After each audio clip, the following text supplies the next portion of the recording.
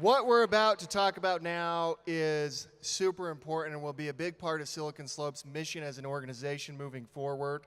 To help us talk about this, please welcome the president of Code.org, Alice Steinglass.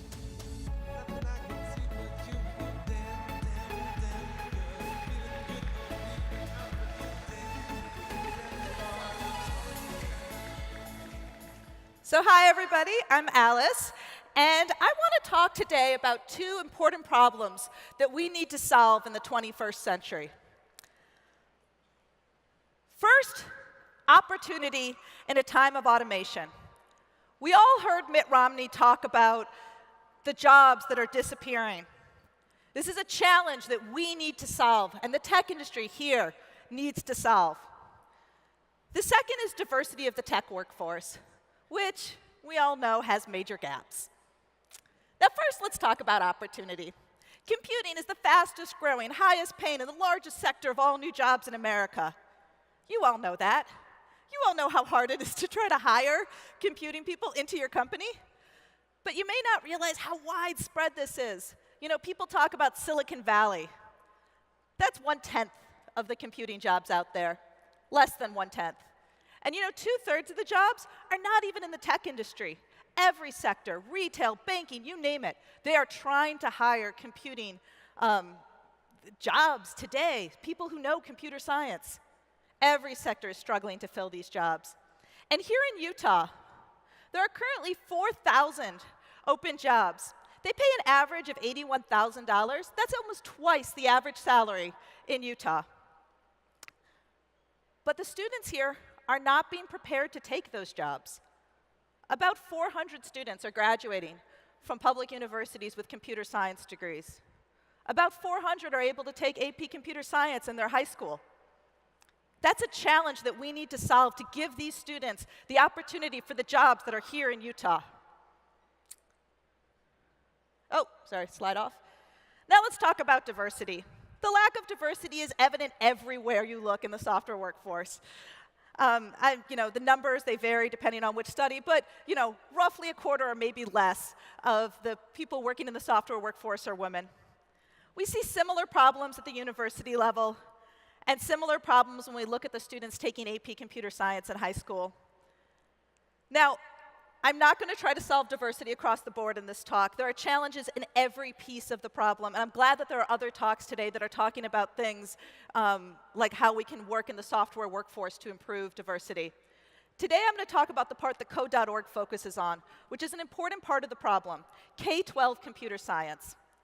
If you've never had the opportunity to take any computer science, it is really hard, and I can tell you firsthand, to walk into a classroom in college of 500, mostly guys, and feel like you belong and feel like you should take that. Girls and underrepresented minorities are way more likely to take computer science in college if they take it in high school. And so this is a challenge that we can solve right here starting in K-12. And bringing it back to Utah, those 400 high school AP exams last year, 4 students in the entire state of Utah, black students, took the exam. 30 Hispanic or Latino students. And Utah is a state that's leading in things like refugees and supporting people from all over the world. This is a place where we can do more to encourage people to try this field and to join us in the tech industry. I put here 9% of those university graduates I talked about were female. In high school, it's 17%, which is still nowhere near 50-50. Now at Code.org, our vision is that every student in every school should have the opportunity to take a high-quality computer science class. We believe that by reaching these underrepresented students, rural students, students from all over the country and all over the state here, we can change the face of computer science and give kids an opportunity that they don't have today. So we said, how are we going to do that? Well, we started with something called the Hour of Code. How many of you guys have tried the Hour of Code? Okay, for those of you who haven't tried it, it is 1 hour of a computer science project designed for anybody to try. Because I can tell you that computer science is fun. I can tell you that it's going to be cool to build your own app. But it's totally different when you actually get to try it. And students who thought, hey, I can't do that, or that's not for me, when they try it, they're way more likely to think that they want to do this. And you know which students actually had the biggest impact from trying it? High school girls. High school girls were the most likely to change their mind about computer science due to getting to try just 1 hour of code. In 5 years, this has gone from a idea to an international phenomenon. We've had tens of millions of students try it all over the world. We've had celebrities like Steph Curry or Barack Obama or Justin Trudeau, or all sorts of people have joined in all over the world, governors.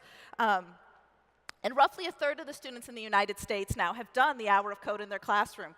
Right here in Utah, there's been a number of hour of code events, including a big one that Pluralsight organized last year. But this is something you can do any time of year. If you can find a classroom or students who haven't tried this, it's a great way to get them started. And we've seen that it's moving. People are changing their mind about computer science. They're changing their mind about what it means to study computer science or the tech industry. At this point, 9 out of 10 parents want their students to study computer science.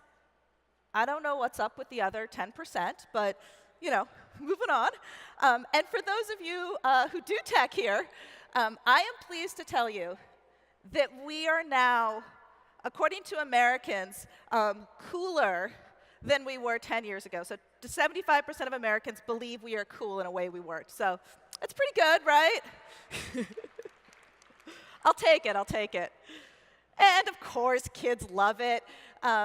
Students rank CS as their favorite subject behind only art. I mean, you're going to let them unleash their creativity. They can build things. Of course they're going to love it. And, maybe dance might be more fun, but computer science is pretty close. So that's pretty good. So they love it. But it doesn't help if they love it, if their parents want them to take it, if there's opportunity in the industry. None of that matters if the schools don't actually teach it, because they can't actually take that class. And most schools today don't teach CS. And I'm not just saying that most kids don't take it. It's worse than that. Even if the student wants to take it, their school doesn't teach it. So they just never even have that opportunity. And this disproportionately affects poor students, rural students, students from underrepresented populations. So this is something that we need to change. So we said, how are we going to change it? Well, there aren't enough computer scientists to, start sending people to every school to help out. We've got to work with the system that's there today. We've got to work with the teachers and the schools. We've got to make our education system treat computer science as a first-class subject that's part of what it teaches when it's teaching students to prepare them for the 21st century. We need to change the global education system, and we need to change the education system right here in Utah. So I'm going to talk a little bit about how we set about doing that. Yeah, should have waited for applause. So first we said, well, who's teaching in our schools? Who are we working with? Well, the teachers in our schools, they didn't learn computer science when they went to school. And I'm not just talking about teachers who went to school 30 years ago. Even last year, 24,000 teachers graduated university prepared to teach math or science. 75 graduated prepared to teach computer science. That's across the entire country. So we said, if we're going to have our teachers teach computer science, we need to help the history teachers, the art teachers, the science teachers. We need to help them teach computer science. And so we built a curriculum that's designed for those teachers, designed for beginners. And then we run workshops to help them meet with other teachers, get a support network in place, and learn how to teach computer science. We've been running these workshops. They run over the summer. They're actually just opened right now this week. So if you know a teacher who wants to sign up to teach, now's a great time to tell them to sign up to teach. And we've had over 60,000 teachers join our workshops and teach. But workshops and curriculum are not enough. We realized we also needed a platform to support these teachers. Now, I don't know how you learned computer science, whether it was Eclipse or Visual Studio. I learned on, maybe like me, you learned on Vim and Turbo Pascal. But whatever software development environment you may have learned computer science on, the most popular today is actually the Code.org's computer science platform. And I just want to show you what this looks like, because it's not It's certainly not what it looked like when I learned computer science. So for the youngest kids, we can teach them the concepts of computer science before they can even type, with drag and drop blocks that allow them to learn the concepts that are behind how the programs work. This goes all the way through high school. And at the high school level, they're able to take AP computer science classes where they build their own JavaScript apps, where they're able to connect to Arduinos and learn about physical computing, all with a simple development environment that's really designed for teaching and for beginners. And even though it's simple, kids can create all sorts of cool stuff. This is an elementary school student who's taking spirographs to the next level with some code art. This was a middle school student who created a, I don't know what this is, a SpongeBob candy game. And these were some students in Oakland, high school students, who were studying fractals in their math class and wanted to see what happened if they built an app to express that in computer science. And of course it's cool, because fractals are cool, so pretty awesome. It's amazing what students create when you give them the opportunity. Now, the third thing we're doing at Code.org is partnering with places like Utah to change district, state, and federal policies. Because we've seen that when you have the right policies in place, things like teacher certifications, making CS count for a graduation requirement, funding to support the teachers going to professional development, that it makes a huge difference in terms of the opportunities in that state. Now, I'm going to tell you a story. This is Claire. She was a teacher at the Oakland Unified School District. And 2 years ago, she looked around her classroom and realized that in the entire district of Oakland, only 200 students in middle and high school were taking taking any computer science class. They could see San Francisco from Oakland, and only 200 students were taking computer science. So she partnered with us and said, let's get our teachers to do this. We had math teachers, science, history. They got teachers at every single school in Oakland to learn to teach computer science. In just 2 years, this year, there will be 4,000 students currently enrolled in Oakland taking computer science in middle and high school. And that's just 2 years.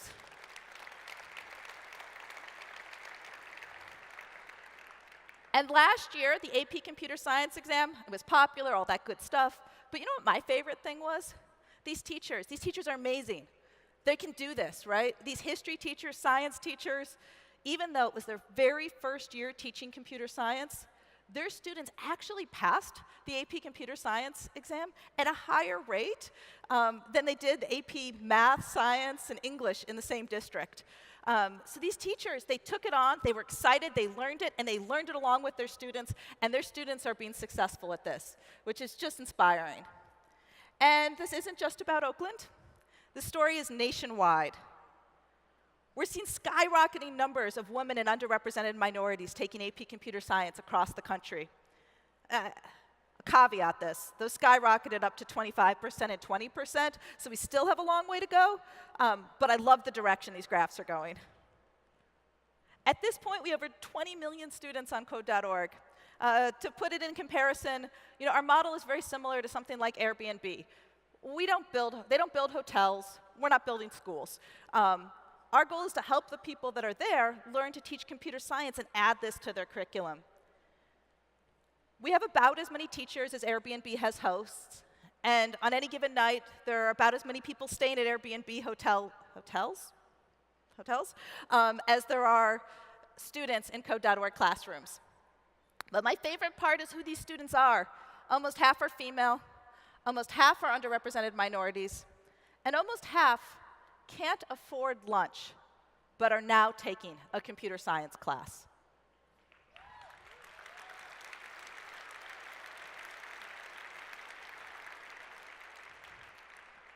Now, it doesn't matter if you want to go into technology.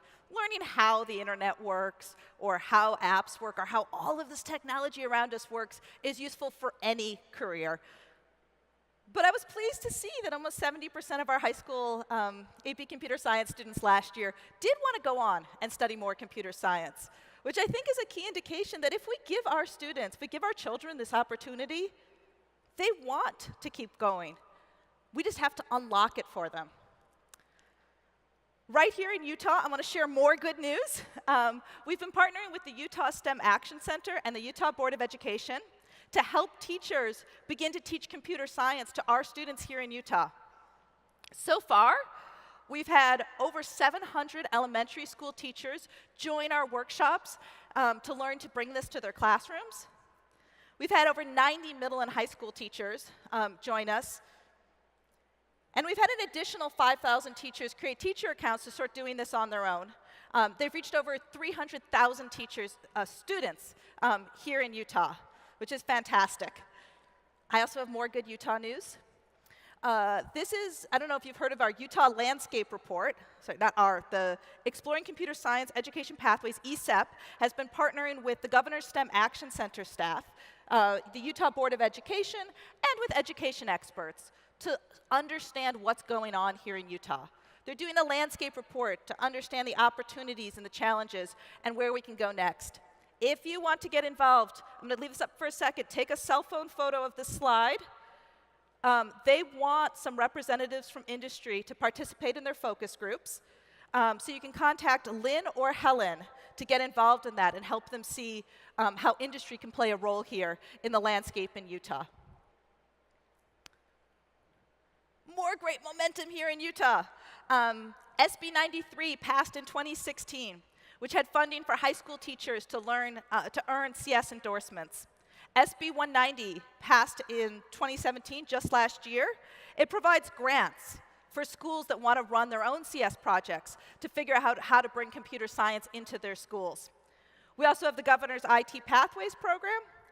And there's been organizations and companies such as Pluralsight who's been partnering with us to try to bring more opportunity here in Utah. Pluralsight is providing curriculum for teachers and for students who want to go beyond the code.org pathway to help them figure out how they can go further with computer science. But we're not done. Most schools here in Utah still do not teach computer science.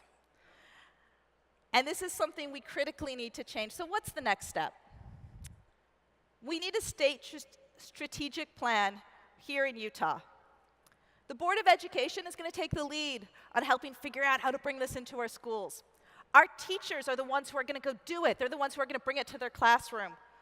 But they need your support. Industry is a critical piece of this, and you can help the Board of Education. You can help the teachers bring this into their classrooms. And Aaron's going to be on in a second to tell you how you can get involved. But first, I want to do a call out to our donors. We're a nonprofit. Everything is free. We give away free curriculum. We have open source software. And we're able to do this to reach these poor schools through the generous donations of these companies. So I just want to say a thank you to all of these companies that have supported us to make this possible.